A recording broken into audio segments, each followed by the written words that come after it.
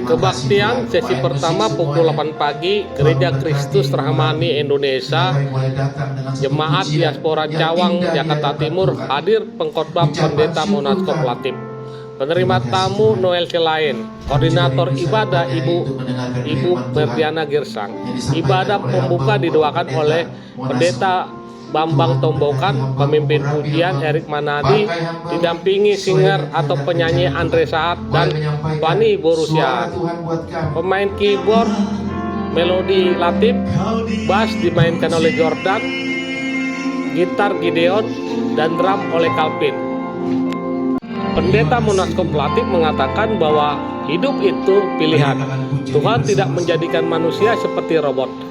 Akhirnya manusia jatuh ke dalam dosa. Monaskop dalam khotbahnya menayangkan video singkat percakapan penyanyi kondang Paris Rustamanap atau Paris RM bersama dengan Ustadz Asad Latif di tahanan sementara Polda Metro Jaya. Penyanyi Paris Rustamanap atau Paris RM kembali tersandung kasus hukum perihal dugaan penyalahgunaan narkotika untuk keempat kalinya. Kali ini polisi menangkap pelantun lagu Sakura tersebut di Bandung pada Rabu 19 Februari 2025 setelah menggunakan narkotika jenis sabu. Paris RM mengaku bahwa tekanan dalam kehidupan pribadinya menjadi pemicu dirinya kembali menggunakan narkoba.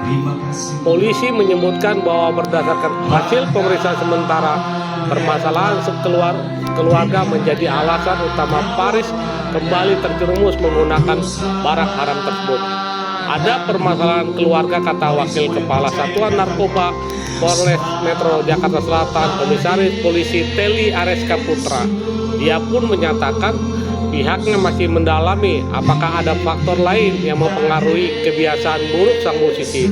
Paris RM dicokok polisi kedapatan membawa sabu 0,89 gram dan ganja 7,4 gram. Inilah hidup menurut Pendeta Monaskop Latif. Memilih hidup menjadi berkat atau memilih kutuk. Oleh karena itu, khotbah saya berbicara berjalan bersama Roh Kudus. Dikutip dari kitab Galatia 5 ayat 16 yang berbunyi, maksudku ialah hiduplah oleh Roh, maka kamu tidak akan menuruti keinginan daging. Mari kita dengarkan khotbah Pendeta Monaskop Latif. Kiranya Tuhan memberkati. Ku cinta, ku sembah, haleluya.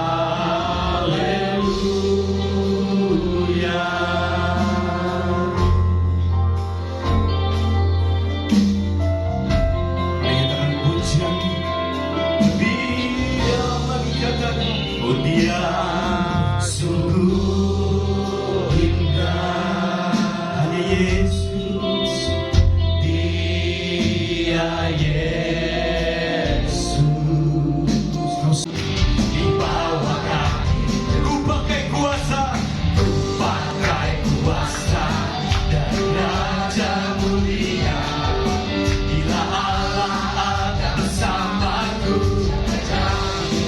mari semuanya katakan, sungguh besar Kau Tuhanku, Engkau perisai hidupku. Ku berdiri dengan iman dalam Yesus Tuhan.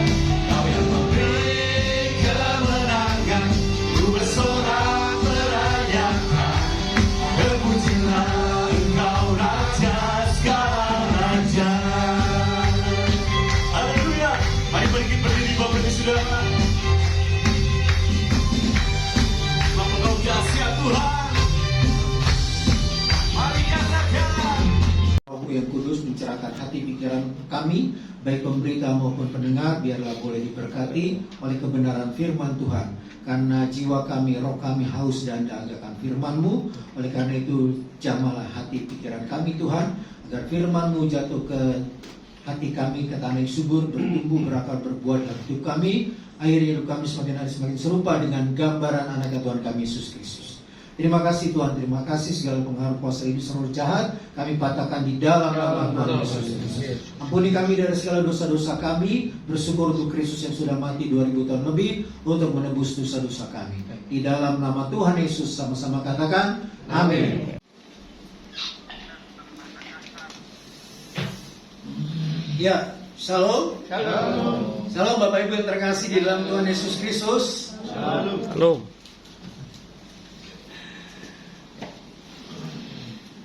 Belum semuanya dijawab nih. Shalom. Shalom. Semangat dong biar penontonnya semangat. Bubur ikan lele.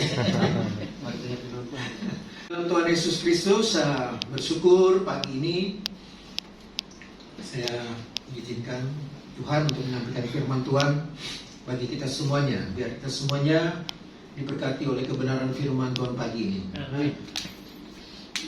Ada pepatah yang mengatakan hidup ini adalah pilihan. Life is a choice. Hidup ini adalah pilihan. Artinya setiap hari kita dihadapkan dengan berbagai pilihan yang menentukan hidup kita. Ya, banyak pilihan, pilihan. Ya, semua orang memiliki kebebasan untuk menentukan arah hidup mereka sendiri. Pilihan yang kita buat itu menentukan konsekuensi dampak yang berbeda ya dalam kehidupan ini. Apa yang kita pilih hari ini menentukan masa depan kita ya. Mau pilih yang baik, mau pilih yang jahat. Ada lagu yang mengatakan madu di tangan kananmu, racun di tangan kirimu. Pilih yang mana? Mau pilih madu atau racun Bapak Ibu ya? Tentu kita akan semuanya memilih madu. Katakan amin. Ada tempat tidak memilih racun ya, kecuali pengikut-pengikut simbolis. Sebab Bapak Ibu yang terkasih di dalam Tuhan Yesus Kristus, di Ulangan 11 pun sudah mengatakan kepada kita ya. Saya bacakan untuk kita Ulangan 11 ayat 26 sampai 28, demikian firman Tuhan. Lihatlah aku memperhadapkan kepadamu pada hari ini berkat dan kutuk. Berkat apabila kamu mendengarkan perintah Tuhan Allahmu yang kusampaikan kepadamu pada hari ini. Dan kutuk jika kamu tidak mendengarkan perintah Tuhan Allahmu dan menyimpang dari jalan yang kuperintahkan kepadamu pada hari ini, dengan mengikuti Allah lain yang tidak kamu kenal. Jadi berkat dan kutuk sudah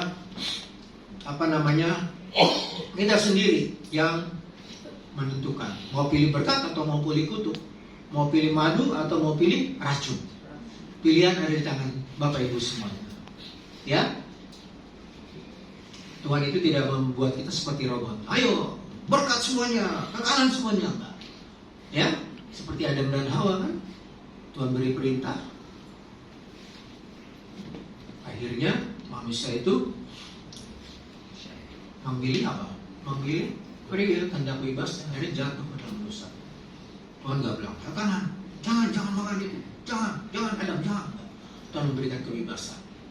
Nah Bapak Ibu yang terkasih di dalam Tuhan Yesus Kristus, sebelum lebih jauh mari kita saksikan video ini ya. Tolong tampilkan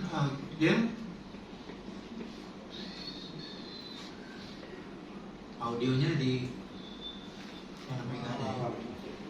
Wah, saya ngefans sama Farid RM ini Ulang. di Barcelona. Ulang. Masya Allah. Wah, saya ngefans sama Farid RM ini Barcelona. Masya Allah. Allah, inilah kehidupan Bang ya. Kasus apa Bang? Kasus narkoba. Kalau Bapak waktu saya sekolah, cakep sekali Bapak. Gondrong, suaranya bagus ya. Mudah-mudahan lagu-lagunya jadi amal Bang ya. Insya Allah, sabar Bang ya. Ya. Ada anak Bang? Ada. Yang itu dok. Ya? Yang itu dok. Istri? Ada. Sama mereka semua. Mereka. Ya. Ya. Apa benar? Ya. Was. Ya. Ya, siapa kenal? Kenal ya semuanya ya. Waktu saya SMA suka nyanyi senada cinta bersemi di antara kita. Ini ciptain tuh Sakura. Ya, Barcelona. Kita tahu semua ya. Tapi tertangkap menggunakan narkoba. Berulang kali dia ya tertangkap ya. Ini udah ketiga atau keberapa? Ya, kasihan ya. Kalau udah candu begitu susah lepas. Ya, hanya mujizat mungkin yang bisa melepaskan dia. Sudah punya anak, anakku udah pada besar, udah kerja, istrinya juga cantik, ya, terkenal, tapi tertangkap. Itu pilihan dia. Dia memilih madu atau racun. Dia memilih racun. Akhirnya dikunjungi oleh Ustadz Das Latif, ya. Ustadz aja begitu apa? Begitu kagum, begitu senang dengan lagu-lagunya, ya. Biar lagunya itu menjadi apa dikatakan tadi? Amal, ya. Bapak Ibu yang terkasih di dalam Tuhan, inilah hidup, ya. Hidup itu memang kita harus memilih, ya. Mau memilih berkat atau memilih kutuk, ya. Memilih bahagia atau tidak bahagia. Oleh karena itu judul khotbah saya pagi ini adalah berjalan dengan Roh Kudus. Berjalan dengan Roh Kudus. Mari kita buka Alkitab kita dalam Galatia 5 ayat 16. Galatia 5 ayat 16.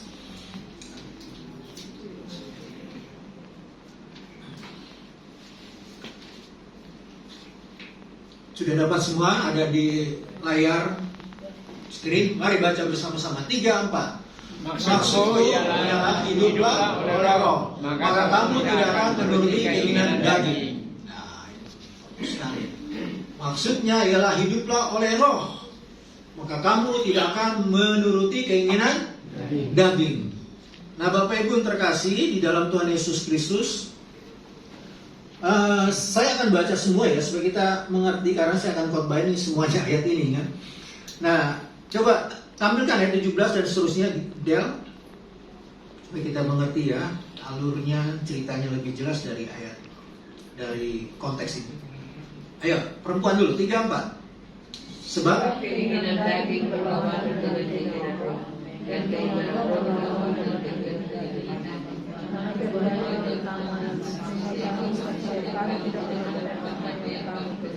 Pria. Akan tetapi jikalau kamu memberi dirimu dipimpin oleh Roh, maka kamu tidak hidup di bawah hukum Taurat. Perbuatan daging yaitu percabulan, kecemaran, hawa nafsu, Penyembahan berhala, sihir, perseteruan, perselisihan, iri hati, amarah, kepentingan diri sendiri, pencederaan, roh pemecah. kegiatan melakukan persapuran dan sebagainya. Ada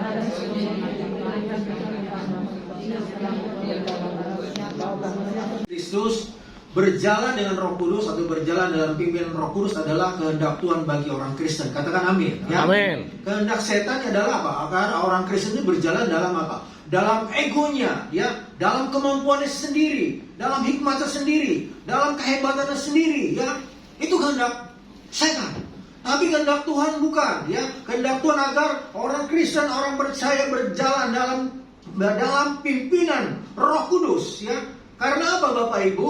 Kalau kita berjalan dalam pimpinan, ego kita, hikmat kita, kehebatan kita akan gagal, ya. Kalau kita mengikuti ide dari neraka itu apa? Idenya dari neraka kan idenya iblis. Ayo, kamu hebat, kamu kuat, kamu bisa, kamu berhasil.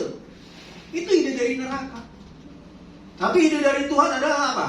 Firman kalau kita baca, hiduplah oleh Roh, hiduplah dalam pimpinan Roh.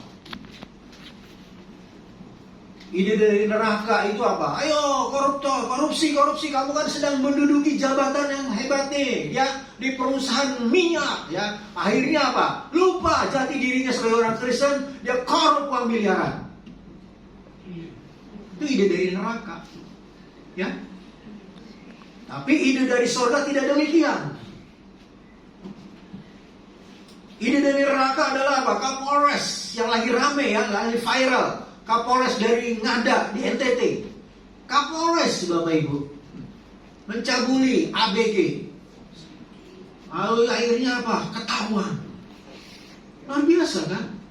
Itu ide-ide dari neraka, bukan ide-ide dari surga, bukan ide-ide dari Tuhan, ya. Makanya Paulus berkata dalam ayat 16, maksudku ialah hiduplah oleh Roh, hiduplah dalam pimpinan Roh Kudus. Jadi ingat jemaat Tuhan yang terkasih, bahwa rancangan Tuhan itu kehendak Tuhan bagi orang percaya, bagi kita adalah apa? Agar hidup kita selalu apa? Selalu hidup di dalam rancangan Tuhan, lalu hidup dalam pimpinan Roh Kudus, maka hidup kita akan berhasil, beruntung. Tapi kalau pimpinan iblis apa? Pimpinan iblis adalah hidup kita apa? Pimpinan iblis adalah hidup kita kan apa? Awalnya sih berhasil, tapi akhirnya apa? Akan menuju kehancuran, karena Yohanes 10 katakan apa? Iblis adalah, pekerjaan iblis mencuri, membunuh, dan membinasakan. Catat itu baik-baik ya. Pekerjaan iblis itu mencuri, membunuh, dan membinasakan. Awalnya dikasih kekayaan, tapi akhirnya apa? Tertangkap.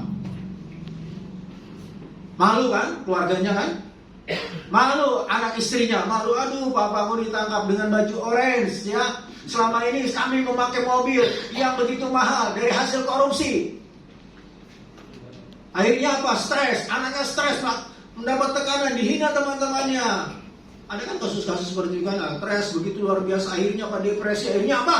Bunuh diri. Iblis tangan. Pekerjaan iblis apa? Mencuri, membunuh, membinasakan, binasa dia. Itu Bapak Ibu.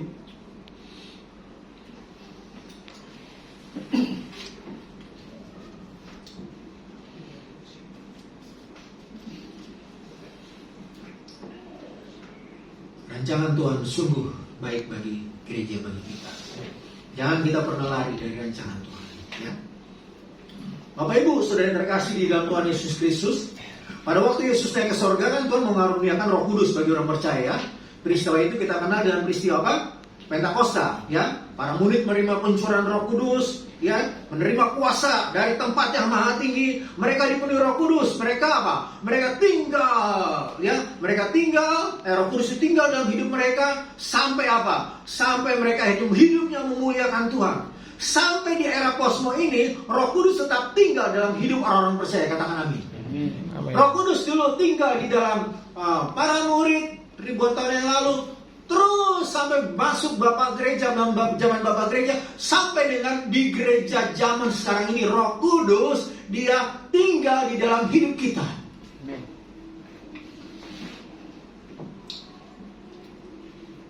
Makanya kita orang paling bersyukur loh Bapak Ibu ya, ada Roh Kudus di dalam hidup kita. Roh Kudus itu bukan hanya tinggal dalam hidup kita, dia mendiami.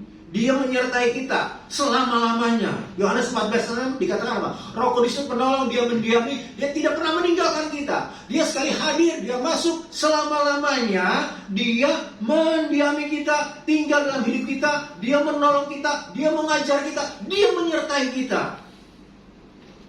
Roh Kudus itu Roh Allah. Ya, Roh Kudus itu Roh Allah. Dia berdiam hanya di dalam diri orang Kristen, orang percaya. Orang tidak percaya Roh Kudus ada enggak? Ada enggak? Jawab. Kok ragu sih jawabnya? Ada enggak Roh Kudus dalam diri orang? Hah? Ada. Saya ingin jawab ada itu. Pak jelasin kenapa Roh Kudus ada dalam diri orang nggak percaya Pak. Di sebelah kanannya Pak, jadi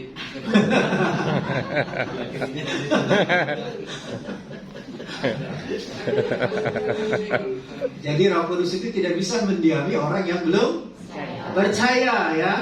Coba kita buka dulu di Roma 8. Coba Roma 8 ya.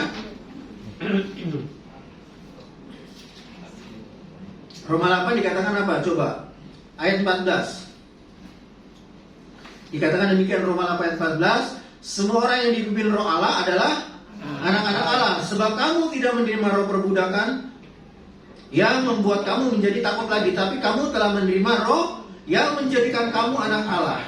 Oleh Roh itu kita berseru ya Aba, ya Bapa. Roh itu bersama-sama dengan Roh kita bahwa kita adalah anak-anak Allah. Ya, ya, amin. Jadi orang yang tidak menerima Yesus sebagai Tuhan dan Juru Selamat pribadi, Roh Kudus itu tidak akan masuk, hadir, tinggal, mendiami, memeterai di dalam hidup kita. Ya, hanya ada apa? Suara hati nurani mereka saja ya. Hati nurani, suara hati. Roh Kudus nggak bisa. Apa namanya? Namanya Roh Kudus, Holy Spirit. Nggak bisa masuk dalam diri orang berdosa. Dia harus meminta ampun dulu. Dia harus menerima Yesus sebagai Tuhan dan Juru Selamat pribadi. Dia dipilih, ditebus, dibenarkan, baru Roh Kudus bisa masuk dalam hidupnya. Nah Bapak Ibu, jadi Roh Kudus hanya ada di dalam diri hidup orang Kristen. Makanya kalau Roh Kudus hadir dalam hidup kita, ada Immanuel ya. Tuhan menyertai kita, Allah menyertai kita. Amin. Amin. Amin. Jadi jangan pikir aduh saya kok nggak tampan ya. Saya kok botak gitu kan. Saya kok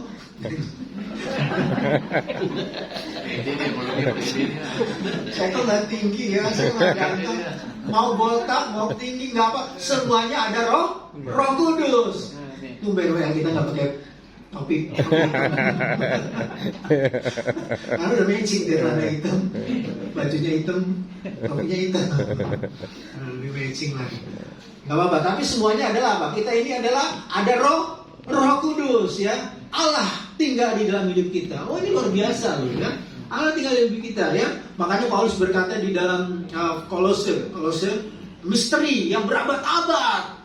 Dulu tidak disingkapkan, sekarang disingkapkan. Apa itu misteri yang tersingkap? Christ in you. Yesus ada di dalam hidup kita. Yesus naik ke surga, bukan Yesus. Sekarang ada Roh Kudus dalam hidup kita. Ya. Coba saya mau tanya dulu deh, saya penasaran nih sama jemaat. Ada pemuda di sini nih. Ya. Siapa nih? Samping ini siapa nih? Aris. Siapa? Aris ya? Ya, kamu siapa? Aris ya? Aris, coba jelaskan. Kan udah ngerti nih tentang Roh Kudus. Coba jelaskan Tritunggal itu apa? Singkat aja. Kan pertanyaan ini sering ditanyakan oleh saudara kita. Coba Tritunggal.